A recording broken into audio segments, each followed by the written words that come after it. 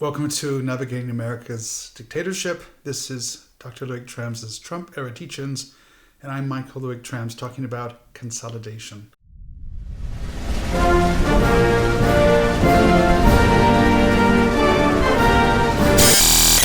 You're not going to be a dictator, are you? I said, no, other than day one.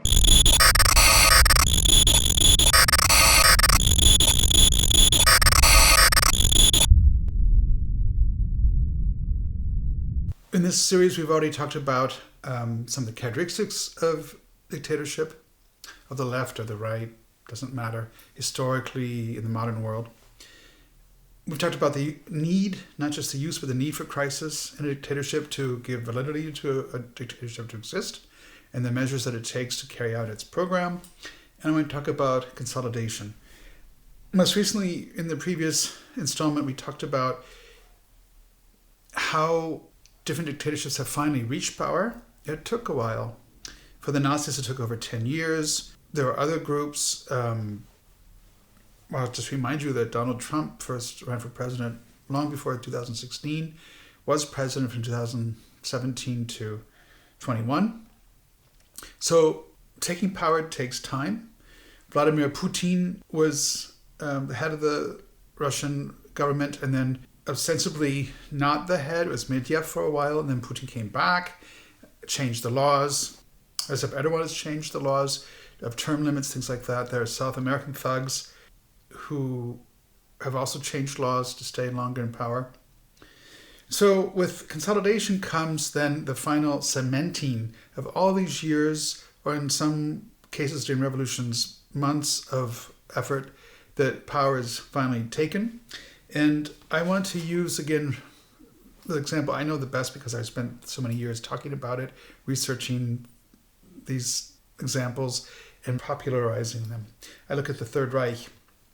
So when the Nazis in early 1933 finally did consolidate their power taking, not literally overnight, but very quickly, they began to implement what they call the Gleichschaltung. Now I speak fluent German. I think my German's quite good. After 30 years, it should be. It wasn't. I wouldn't have an excuse. So gleich can be equal, alike, same, uniform, even. It can also mean immediate, but then it begins to be more about time rather than state. And Schaltung can be the gear, the switch, the circuit, the shift. Gleichschaltung together, historians often translate that as the enabling act.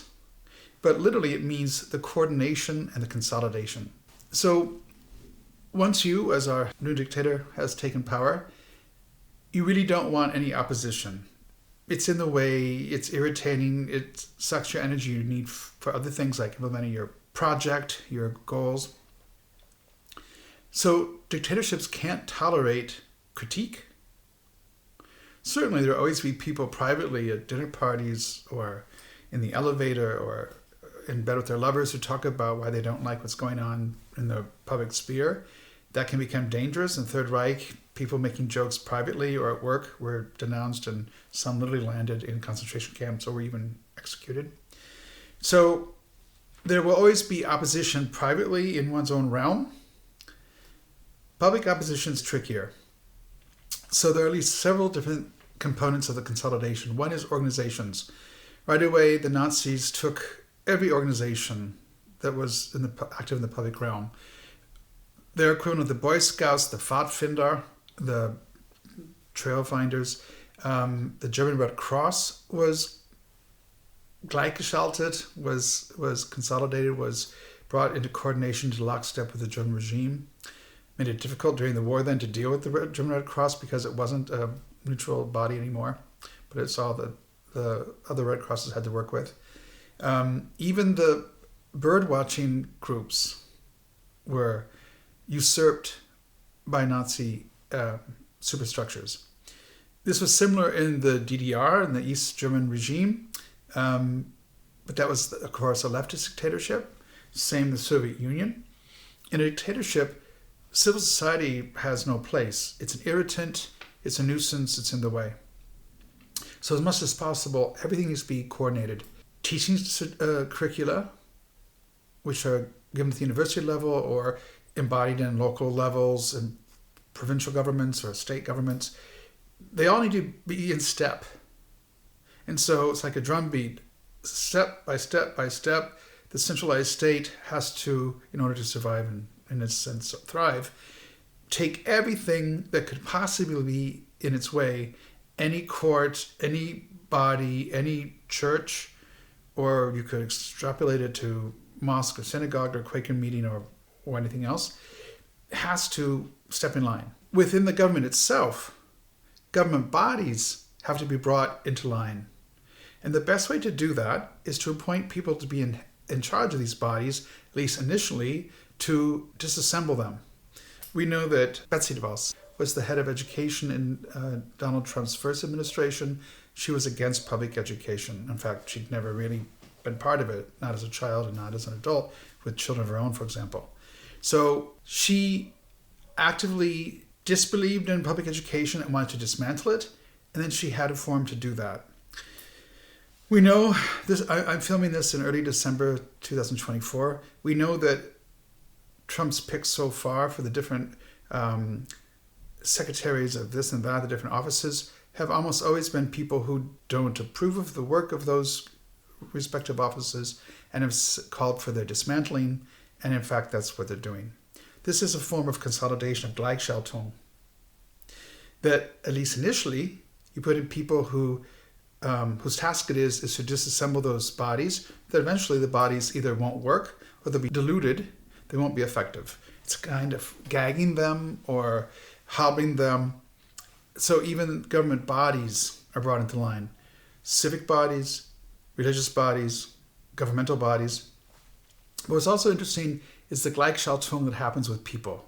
So even former critics, Lindsey Graham, the current vice president, DeSantis, Marco Rubio, people who suffered being competitors for Trump's dominance, are now great orators at endless length about, the great new era and making America great again. And so public opinion has to be consolidated.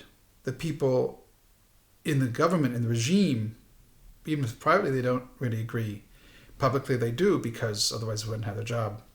By the way, lots of the Nazis had Jewish cousins or even a parent somewhere, and they were hidden in the family tree that was required. Every German had to prove their Aryanness, and having at least one Jewish ancestor 3 generations or less ahead of you qualified for being tainted by Jewish blood.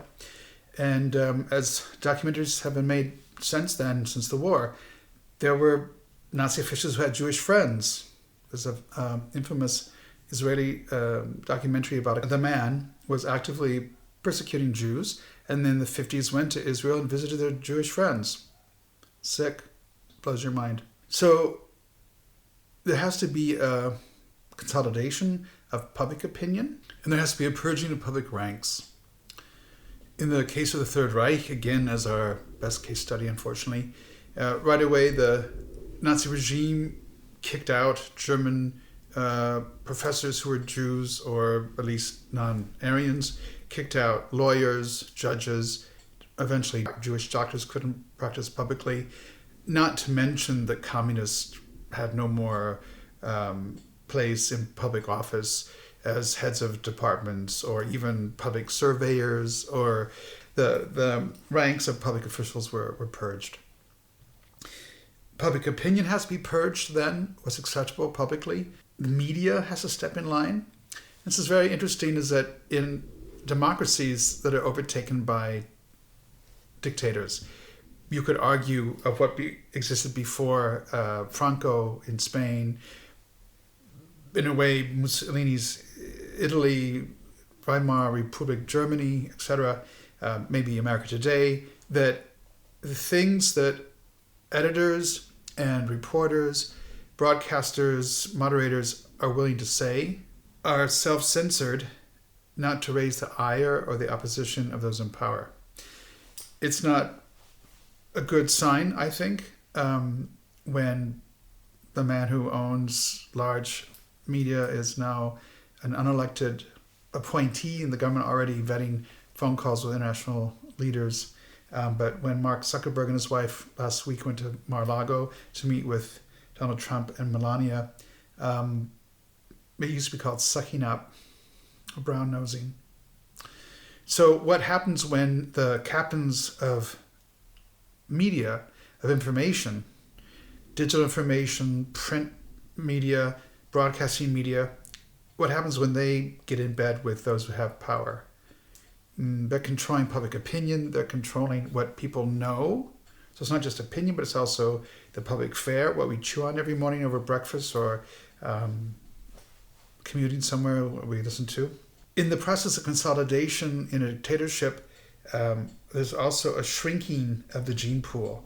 Both the number of those individuals who are allowed to come and be directly involved in the governance of the country and their background, what kinds of people. I find it very interesting that Trump has said he will appoint his oldest daughter's husband's father, so Ivanka Trump's father-in-law, who has been imprisoned for financial wrongdoings. He'll become the ambassador to France.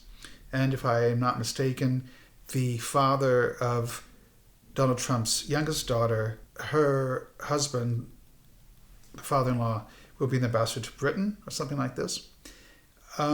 So we used to call this nepotism, that when you appoint relatives to public bodies, especially relatives who were never in public office per se, or were elected or vetted by the public process, this is nepotism.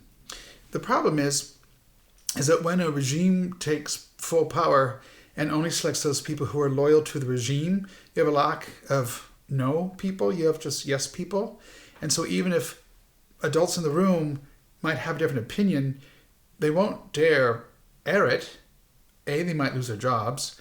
Later, when things become even more draconian, they could lose their lives, or at least their freedom.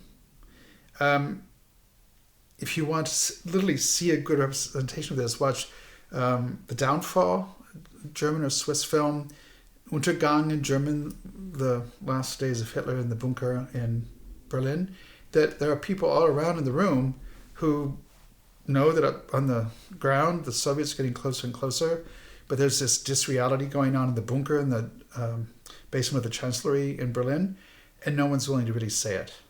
And those who dare even hint that things may not quite be like the great leader thinks, it's not going to end well. So public bodies are purged, public opinion is purged, and those who are left in an ever-shrinking realm of access to power have to toe the line, and their backgrounds. In this current palette of appointments that either will be approved by Senate or not, it's still not clear that the Senate will ever really weigh in on these appointees. Their backgrounds tend to be in the public media, Fox News people, or in sports, or there was for a while Florida County Sheriff who was vetted for being in the Drug Administration and Enforcement Office. The qualifications are really thin. So we're talking about the possibility of having government officials, leaders of their departments, who are literally not competent to review and to carry out and to plan or approve government grants with businesses, suppliers. This gets really nuts and bolts. We're not talking about ideology here. We're talking about getting things done, keeping the lights on in the streets, keeping the hospitals going, private and public, the libraries, everything, every component of public life that we enjoy that has a governmental element to it. There will be soon people in charge that don't know how to run those things. Not even a local municipal public library, let alone, as an example, or a local hospital, let alone the nation's guardian of hospitals and healthcare and diseases and education. You see what I mean? So Gleichschaltung, the consolidation, is key, and it eventually long-term claims many victims. It takes a lot of sacrifices of the public good, that our health institutions are effective and really see to our health, that educational institutions really educate our young people, let alone the disastrous things like No Child Left Behind, which the Obama administration also didn't radically change from the Bush years, let alone the content about art classes and history classes, just training that kids can function with computers and math and science, let alone the humanities. Humanities always have a political element, don't they? Because it's about opinion and the transference of culture and knowledge about how we live together. But the sciences, this is a problem. Will we be importing our IT people from India or Indonesia? Or where are we going to get young people who are fluent enough in math and science if our public educational bodies aren't fit? So there are ideological costs of a dictatorship. There are also economic and just strategic cost. When I lived in Czechoslovakia for those 2 years in the early 90s, teaching at a university in Ostrava, I saw that what happened over the 40-some years of communist rule, not only were they living on the vapors of their ancestors' work, but they had groupthink, they had these politburos, their 5-year plans. There was an ever-shrinking range of possibilities, of ideas, of input, of possibilities to change things. This is the great irony. A dictator promises to bring in a new era and to clear the deck, to start anew. But in fact, dictatorship brings about a calcification and entropy of the culture.